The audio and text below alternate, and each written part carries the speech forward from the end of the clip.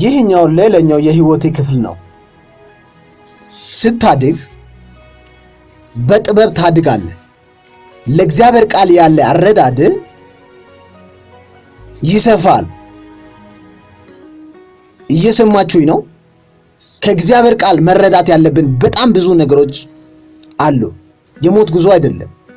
በግልጽ ብትገጸጽ ትቀበላለህ ወይስ ትዕቢት ትጀምራለህ? ይህ ነገር ማንነትን ይወስናል። ከዛ ሰውየው በትክክል በመንፈስ ቅዱስ መሞላቱን ታውቃለህ። ምክንያቱም በመንፈስ ቅዱስ መሞላት በጨመረ መጠን ትህትናም ይጨምራል። መጽሐፍ ቅዱስ እግዚአብሔር ትዕቢተኛውን ይቃወማል፣ ለትሑታን ግን ጸጋን ይሰጣል። ትሑት ስትሆን እግዚአብሔር ጸጋን ይሰጣል። በሌላ ቃል በጸጋ ስጦታዎችና በመገኘቱ ከፍ ያደርጋል።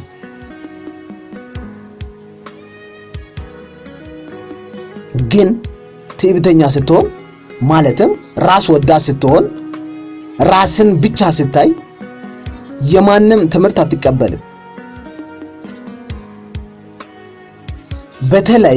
በተለይ ትሁት ነኝ ብለህ ስታስብ ትሁት እንደሆንክ ይሰማል። እኔ ራሴን አውቃለሁ፣ ማንም እንደዛ ሊለኝ አይችልም። እውነት ነው። ያ ማለት በመንፈስ ቅዱስ አልተሞላ ማለት ነው። በመንፈስ ቅዱስ ስትሞላ ራስን ታጣለህ በሱ ውስጥ። ዮሐንስ እኔ ዝቅ እንድል እሱ ከፍ እንድል ያስፈልጋል እንዳለው ማንነቴ በርሱ መዋጥ አለበት። ፈቃዴ በፈቃዱ መዋጥ አለበት። ፈቃዴ መፈጸም አትፈልግም። ራስን አታገንም፣ እሱን ታገናለህ። ማንም ምን ብልም ቢያስብም ሞኝ ነው ብሎ ምንም አይመስልም። ዛሬ አዋረዱክ ስትባል እኔማ ማድረግ ያለብኝን እያደረኩ ነኝ።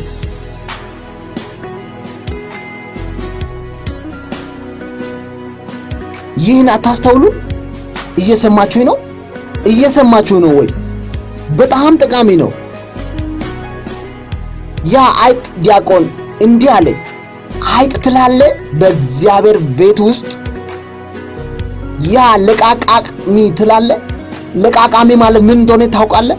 ለእግዚአብሔር ልጅ መጽሐፍ ቅዱስ ወንድሙን ጨርቃም ለምን ሸንጎ ፍርድ ይገባዋል ይላል። እንዴት ወንድምን ለቃቃሚ ትላለህ?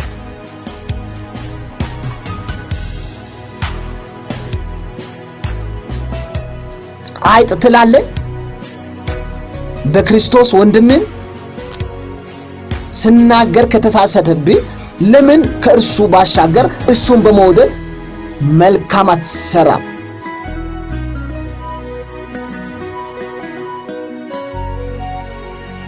ለምን ሳታውቀው የህይወት ጌታ ትሆናለህ? የእግዚአብሔር ልጅ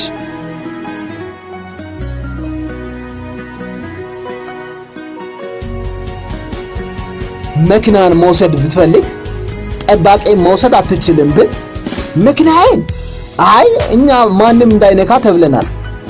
በእኔ መኪና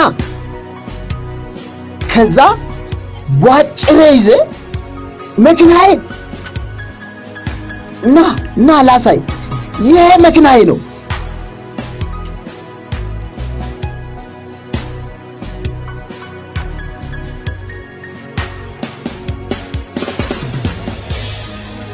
ስሙን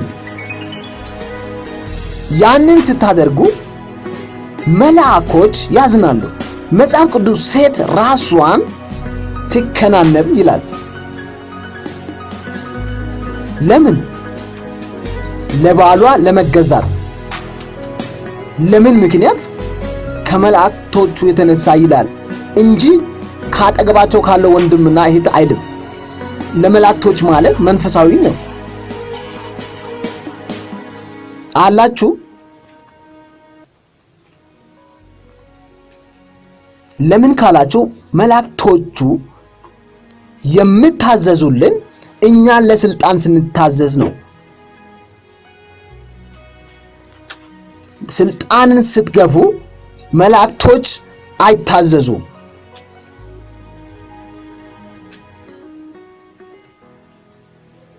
የእግዚአብሔር መገኘትንም በዚህ ሁኔታ እናጣለን።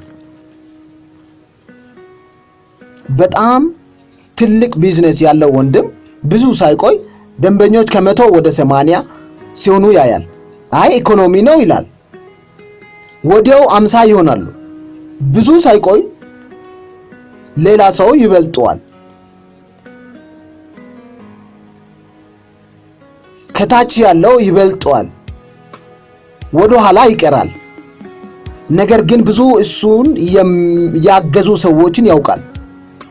አሁን ግን ማንም ፊቱን ራሱ ማየት አይፈልጉም። ምን እንደሆነ ግን አይረዳም። በላዩ ላለው ጸጋ ተለይቷል። ኢካቦድ ይባላል። ክብሩ ተለይቷል። ማወቅ አለብህ። ግን በመስታወት ፊት ስትቆም ግን ያው ይመስላል። ነገር ግን ከህይወት ጋር የተገናኘ ነገር አለ። ሳትታገል ወደ ፈለግከው ቦታ የሚያደርስ ጸጋ በህይወት በምንም ሁኔታ ውስጥ ብትሆንም ደስተኛ ያደርጋል። ከዛ ውስጥ በድል ትወጣለህ።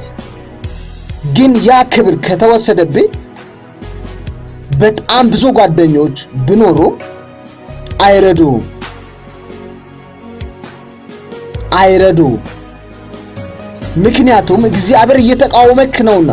እግዚአብሔር ከተቃወመ ማን ይረዳል? መጽሐፍ እግዚአብሔር ትዕቢተኛውን ይቃወማል፣ ለትሑታን ግን ጸጋን ይሰጣል። አንተ ለምትወግዘው ሰው እድገትን ይሰጣል። ምንም አይደለም ላልከው እድገትን ይሰጣል፣ ጸጋን ይሰጣል። ያ ጸጋ እድገትን ያመጣል። ነገር ግን እግዚአብሔር እየተቃወመ ነው። ምንም ብትጸልይ፣ ምንም ብታውጅም፣ ከቸርች ወደ ቸርች ብትሄድም ብትዞርም ይቃወማል። ከጓደኛው ወደ ጓደኛው ብትሄድም እግዚአብሔር ይቃወማል። ግን አትረዳም። ማየት የሚፈልጉ አሁን ግን ማየት አይፈልጉ። ለምን? ኢካቦድ ክብር ተለይቷል።